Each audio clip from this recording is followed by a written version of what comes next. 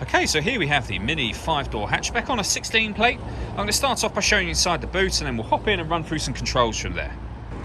As you can see, we have plenty of boot space along with that 60/40 split folding rear seat should you wish to increase that space even further.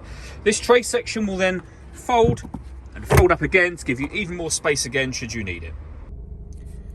Okay, now that we're inside the car, we're going to start with the dials. On the left hand side we have the rev counter.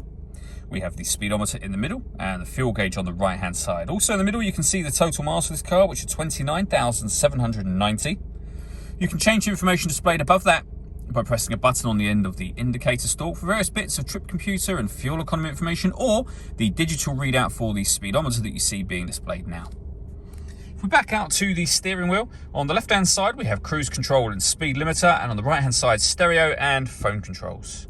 The phone controls can't be used until such time as you pair up the phone to the car, and that is done over on this central screen just here under the telephone heading, and then from there you would go down to Bluetooth devices and manage the device from there.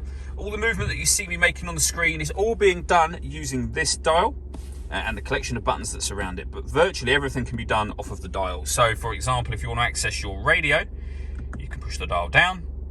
You can see there we have AM, FM and DAB radio. We can go back a page to multimedia, which is where you can listen to your own music. And you'll see there that you've got external devices, which are the different things you can plug in. So we have USB input, Bluetooth audio and auxiliary input as well. So plenty of ways to listen to your music in this car. We also have satellite navigation. There's a full video showing how this system works on our website and also on our YouTube channel as well.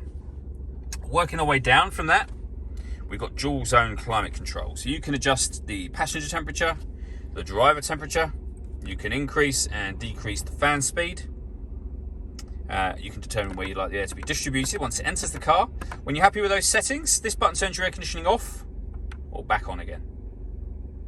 You can hit auto if you wish to.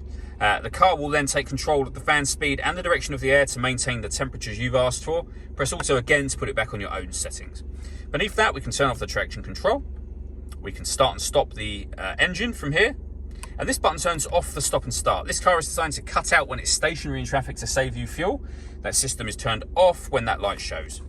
We have a 12-volt charging socket, USB input and auxiliary input, and then a 6-speed manual gearbox. All that leaves me to say is thank you for taking the time to watch this video. If you'd like to come and see the car in person and have a test drive, please feel free to call any of our MJA sites. We'd love to hear from you soon.